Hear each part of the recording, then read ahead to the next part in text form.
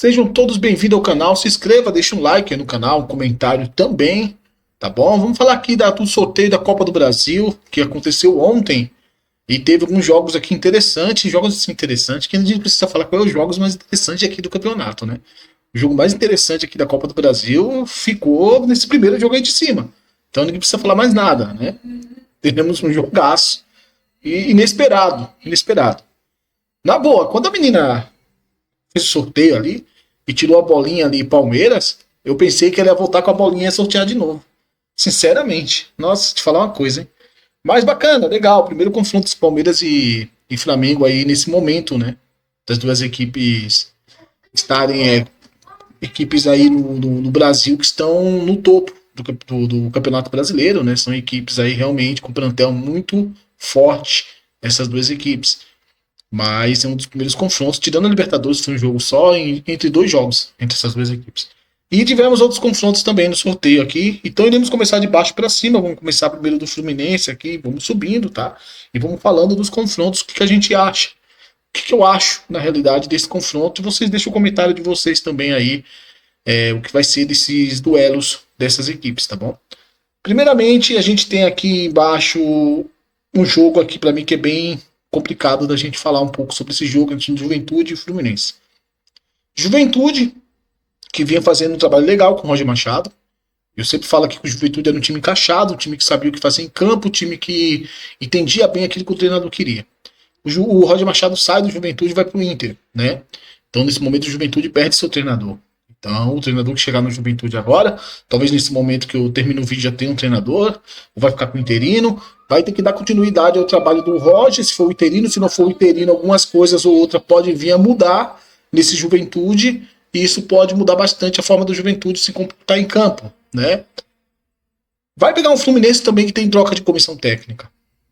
O Mano Menezes chega há pouco tempo na equipe do Fluminense e está iniciando o seu trabalho. Posicionamento na tabela do Brasileirão, se a gente for olhar pela tabela, o Juventude está fora da zona de rebaixamento, o Fluminense é uma lanterna do Campeonato Brasileiro, do Campeonato Nacional. Então, olhando por esse lado, o Juventude teria mais possibilidades de vencer esse jogo, mas se a gente olhar pelo plantel, o Fluminense tem um plantel melhor que o Juventude. Aqui nós estamos falando da competição que não é o Brasileirão, é uma competição que é a Copa do Brasil, mata-mata, competição diferente. Então, olhando o plantel, o Fluminense leva uma vantagem pelo plantel. Tá? Mas aqui eu não vou colocar vantagem para nenhum dos dois lados. Eu acho que é um jogo aberto, mesmo o Fluminense tendo um plantel melhor, mas é um jogo totalmente aberto, até pelo momento das duas equipes.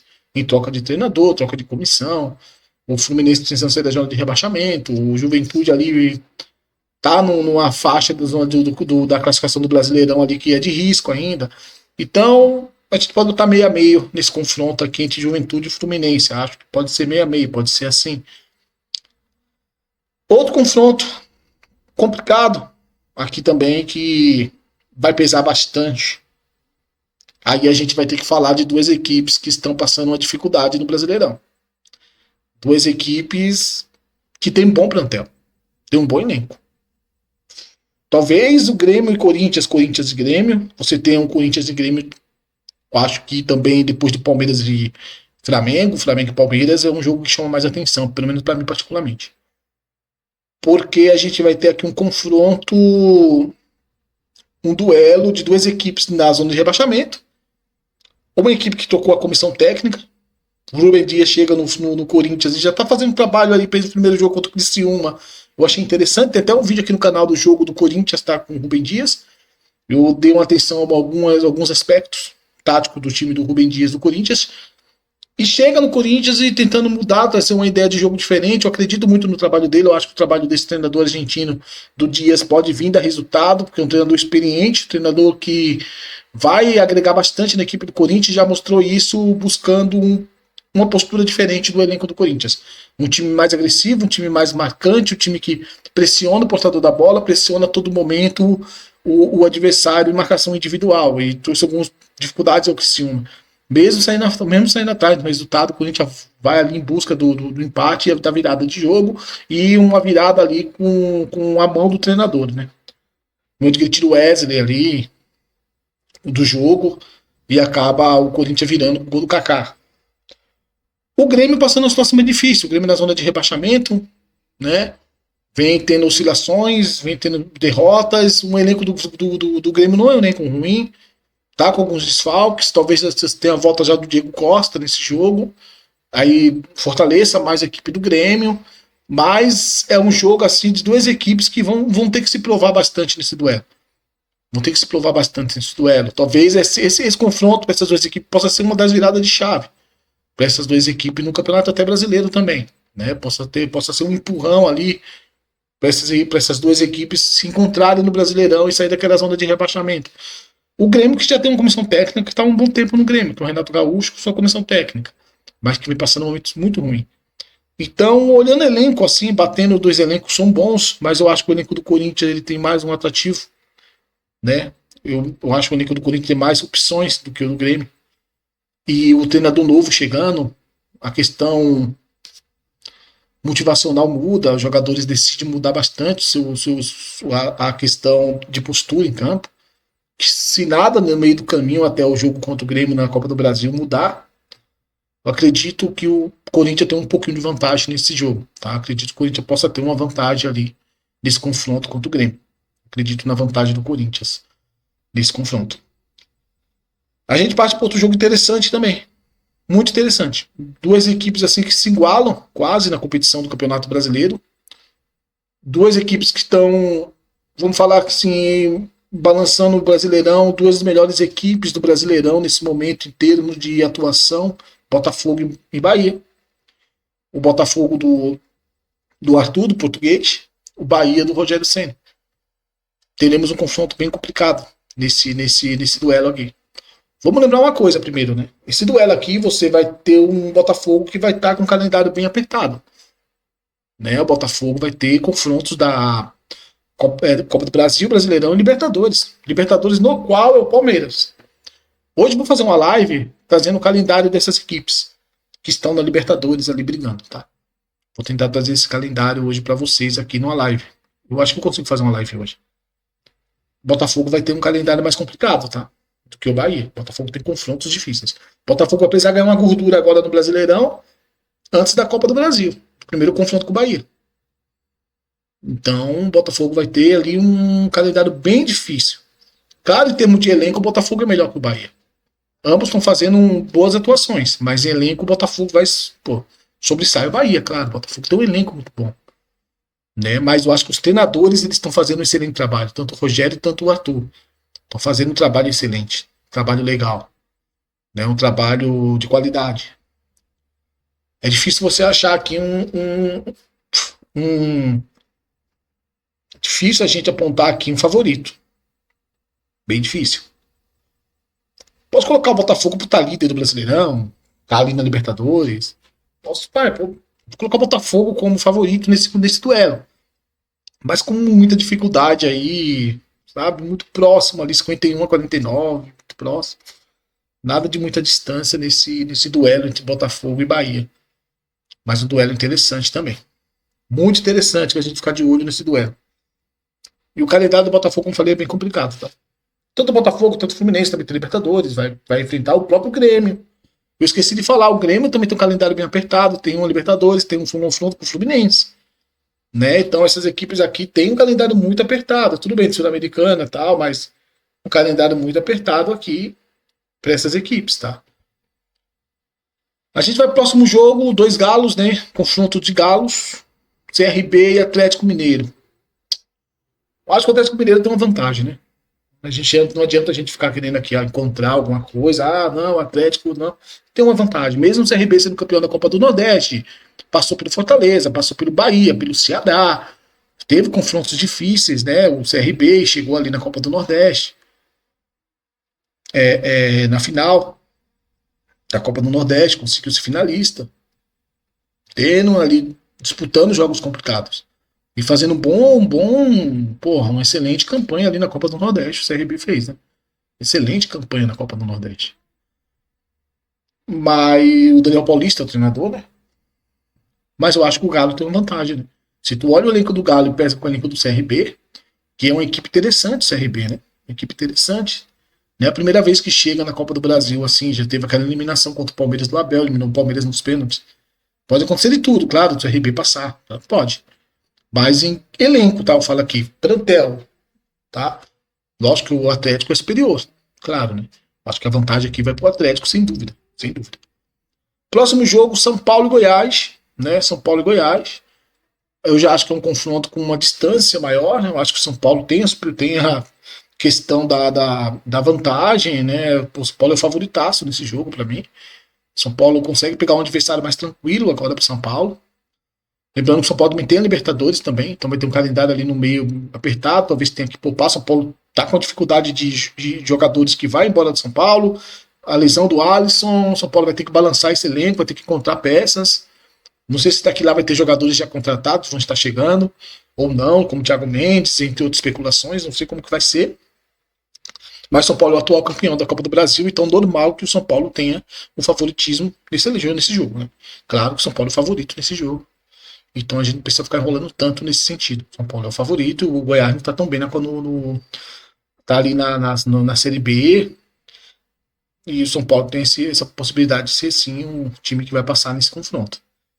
Aí você vai pro próximo confronto, Atlético Paranaense e RB, né? E o Red Bull, né? A Massa Bruta e o Furacão. Cara, eu acho que é um revanche, lembra da Sul-Americana, né? O Atlético Paranaense foi campeão. O Atlético Paranaense do Valentim, né? Campeão em cima do Red Bull, quem era o treinador do Red Bull era o Barbieri, né? Era o Bab, né? O treinador do Red Bull, né? E perde pro Atlético Paranaense. Um confronto, jogo difícil, eu acho que duas equipes que se igualam, tá? Bem equilibrado, muito equilibrado. Duas equipes que se igualam bastante nesse confronto. Eu coloco meio a meio nesse confronto, 50%, 50%. Não coloco vantagem para nenhum dos dois lados. Eu acho que duas equipes que se igualam. Eu acho que o trabalho do Caixinha é muito melhor. O Atlético Paranaense troca de treinador, tudo mais, sai o Cuca. O trabalho do Caixinha ele é um trabalho já consolidado, um trabalho bem executado, os jogadores compreendem muito bem, mas eu coloco 50% a 50%. Mas eu acho que a vantagem ali, a mínima vantagem é que o Red Bull tem uma comissão técnica que já está um período aí maior à frente do time, tá? Isso não quer dizer muita coisa, mas ajuda. Ajuda e ajuda bastante. Atlético Goianiense, Dragão e Vasco. Cara, a Copa do Brasil é sempre complicado, né? A gente pode falar agora, ter uma previsão aqui, mas não, na hora dos jogos aí ser tudo diferente. Olha como o São Paulo teve dificuldade contra o Ituano, contra o Sport, quando foi campeão da Copa do Brasil, lembra? Então, tudo pode acontecer. Vasco e o Dragão, Goianiense e Vasco. Eu acho que o Vasco sobra nesse jogo, tá? Eu acho que o Vasco vai ter retorno do Paier, o Vasco vai ter, eu acho que talvez tenha já o Coutinho podendo jogar. O Vasco vai ter reforços aí que possa vir, pô, vai ajudar muito o Vasco nesse confronto contra o Atlético Goianiense, no qual oscila no campeonato, né? Campeonato Brasileiro. O Vasco tudo bem, também tem uma situação difícil ali, foge, de estar afastando da zona de rebaixamento e tal, mas tem um elenco que não deveria estar na zona de rebaixamento. O Vasco, o Grêmio não era para estar ali. O Vasco decidiu se encontrar um pouco, o Vasco se equilibra, tá fazendo jogos interessantes e vai ter reforços chegando nesse confronto. Então acho que o Vasco vai caminhar melhor, tudo bem. O Atlético Goianiense também tem um time interessante também. Tem o Shailon, você vai olhando ali o time do Atlético Goianiense, você vê o Baralha, vai chegar agora outros jogadores também, outro reforço tá para chegar no Atlético Goianiense, mas acho que o Vasco vai sobressair nesse confronto. Mesmo assim, acho que o Vasco tem uma vantagem aí para se classificar nesse confronto. E o confronto de todos, aí que todo mundo não esperava, ninguém esperava, né? E vai ter esse confronto. Sim, quando o Damini tirou a bolinha, eu até falei, cara, Palmeiras, é sério mesmo? Flamengo, Palmeiras e Flamengo. Aí sim, é um confronto complicado. É um confronto bem difícil. Porque eu acho que as duas equipes elas acabam se igualando em questão de qualidade. Eu acho que ambas as equipes têm muita qualidade. Eu acho que o Palmeiras, nesse momento, se você olhar para o banco do Palmeiras, Maurício chegou, você olhar ali o Dudu voltando, você olha ali outro menino também que chegou agora da Lazio, me fugiu o nome dele. Caramba, cara, o Felipe Anderson. Tem um banco interessante o Palmeiras agora. Agora tem um banco interessante. A equipe do Palmeiras. Você viu o Estevão comendo a bola, jogando muito. É um time muito competitivo e a comissão técnica, eu não preciso falar nada aqui. O que é o Abel, né? O que é a comissão técnica do Abel, o que é o Abel, né? O que é esse Palmeiras em questão de entrega, de mudar o resultado quando você menos espera. O Palmeiras porra, é F também, né? Te falar, né? E o Flamengo do outro lado do Tite muito organizado, cara. Um Flamengo que ganhou uma gordura nesse período. Parece que o Tite já estava esperando esse momento, né? De um calendário que ia apertar em agosto.